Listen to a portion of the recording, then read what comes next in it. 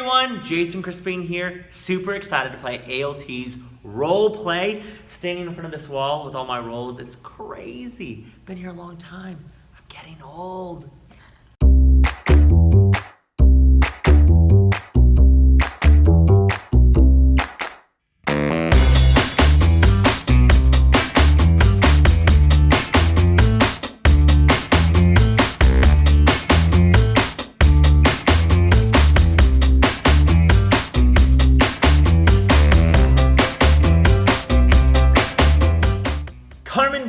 In The Producers.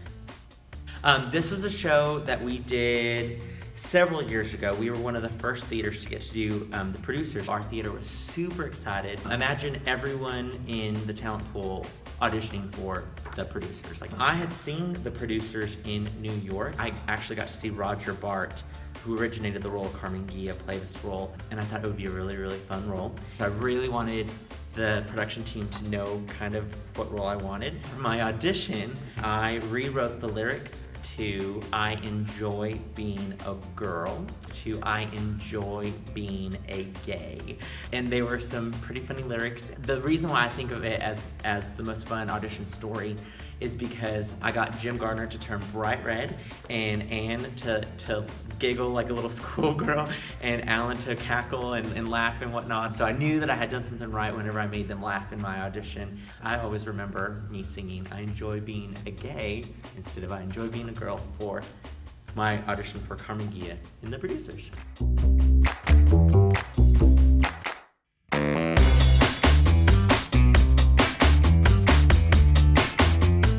Bert in Mary Poppins.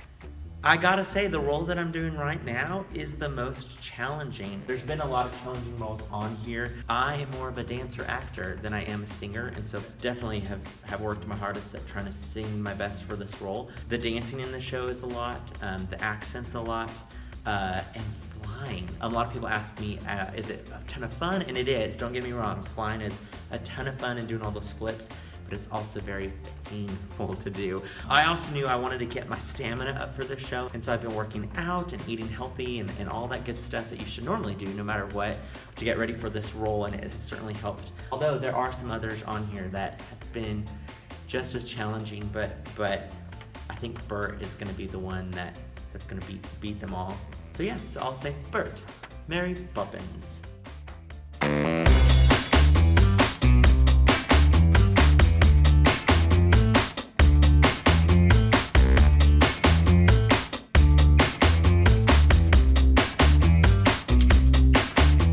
Leaf Coneybear in the 25th annual Putnam County Spelling Bee. I think this character had the best story because he's like an 11-year-old little boy in a spelling bee, and he's not that smart. This was such a fun role to play. The backstory, I mean, he was like the third place winner at his local spelling bee. The first place winner had a bar mitzvah, and the second place winner had to go to the bar mitzvah, and so that's how he got to go to the Putnam County Spelling Bee. He sings about how he's not that smart, and then all of a sudden he gets these words right. And his spirit, the spirit of Leaf Coneybear was just a blast. Coincidentally, one of the shows where I got to have a cape at the Adventure Space, and it led to many other roles with capes at ALT. The whole cast, we were so tight, and we the rehearsal process was great. I mean, when you have a name like Leaf Coneybear, you know that there's a good story there. So, Leaf Coneybear, 25th Annual Putnam County Spelling Bee.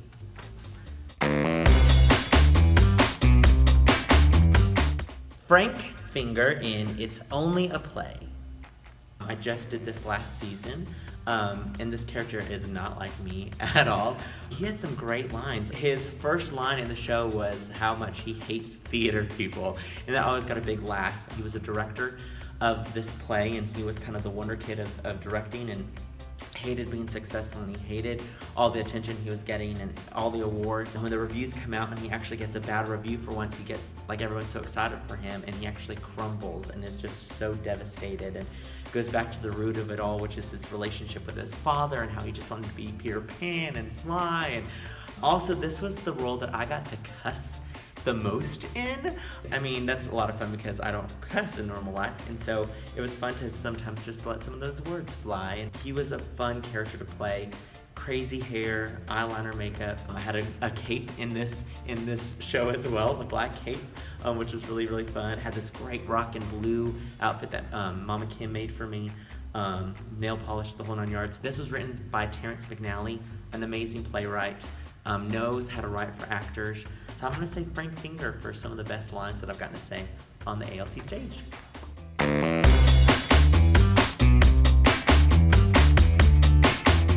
Yes, favorite ethnic role. I have played a lot of ethnic roles, so many. I've played Hispanic, I've played Italian, I've played Nubian, I've played Middle Eastern, I've played a lot. Favorite ethnic role would be the one that started it all. Ritchie Valens in Buddy, the Buddy Holly Story. This was my first ethnic role at ALT, the one that led to many more ethnic roles. This was such a special show. I was really young when we did Buddy, the Buddy Holly Story. Obviously, this is the story about Buddy Holly and how he rose to fame. It was a great show. Mark Jones played our Buddy Holly.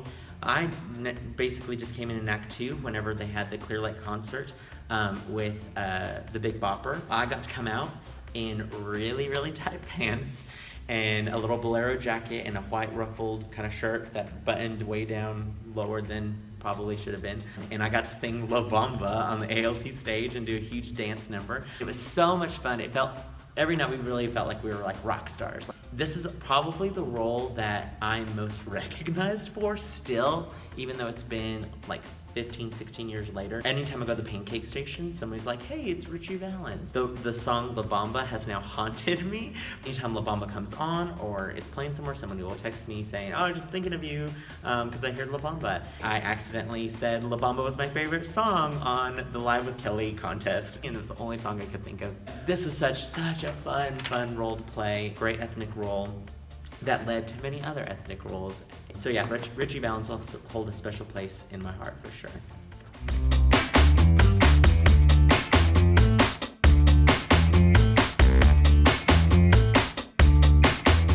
Melvin P. Thorpe in The Best Little Whorehouse in Texas.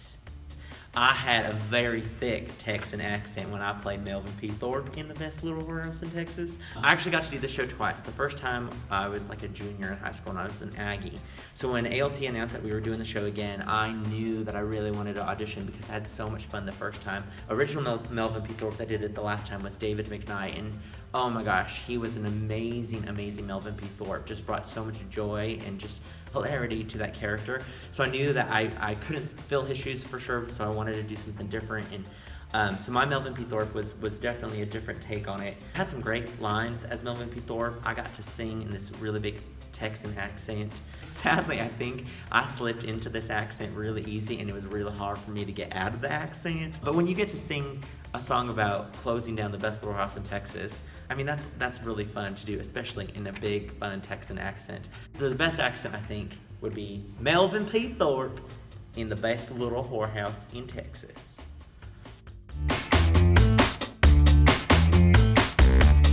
Ceyx Orpheus in Metamorphoses. This was the most difficult set, I think, to work in because we were actually in a pool of water at the adventure space. David Walsh designed this gorgeous set. For those of you who don't know, Metamorphoses is vignettes of Greek mythology, myths, and stories. We did this show in February, which is not the warmest of the months, and we had a pool of water that had 3 different levels. It was difficult because we rehearsed, obviously, the show, and then once we had the pool of water, it moved slower than we thought. Our costumes had to be kind of really thought of because they had to dry quickly. Also, the floor of the pool was completely black because you didn't want it to tell that there was different levels, so you couldn't see necessarily where the steps were. So the first couple of weeks that we were rehearsing with the pool, all of us had bruises and cuts on our shins because we would walk not realizing where the steps were and hit our shins. It was kind of like battle wounds, like we were like, yeah, look at my bruises today. The other aspect that was difficult was for my character when I was Ceyx, it was the role where he is traveling on his ship and there's a huge storm, and he drowns. I had to go underwater, and I actually had to hold myself underwater as long as I could while the actress was saying the lines above me. I couldn't hear her. I just literally had to hold my breath underwater as long as I could, and then had to come up face down in the water as a dead body. She would come to me and flip me over, and that's when I could breathe. The gods felt so sorry for these two people, and so because they had so much love, instead of him dying and she staying alive, they turned them both into birds, and they flew on the shore. This is one of the most beautiful shows that I've gotten to be a part of at ALT. The most inventive set for sure. Difficult set to work with just because we had to get used to it. It was a character in itself. But I loved this play and this role.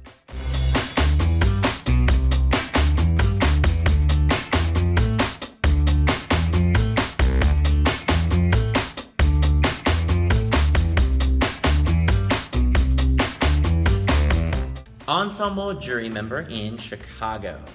This is a hard question because I've gotten to do some really fun dancing at ALT. The reason why I think I picked Chicago is because I've gotten to do the show twice. Anne Langford choreographed it both times that we got to do the show. Because of Anne Langford, I'm a Fosse baby. I love Fosse choreography. I love the style of it. I love how it looks so simple, but it's so complex. The second time we did it, I got to do this little fun tap number with Tony Brazel, which was really fun. Getting to be in all that jazz, getting to be in the Roxy number. It's a sexy, sexy show. Strongest, I think, ensemble shows where our dancers were just top-notch dancers. And like I said, I'm a Fosse baby, and Anne Langford has taught me so many different styles of dance. But I think my favorite that she's taught me is Fosse, and I've been blessed to be able to do Chicago not once, but twice here at ALT.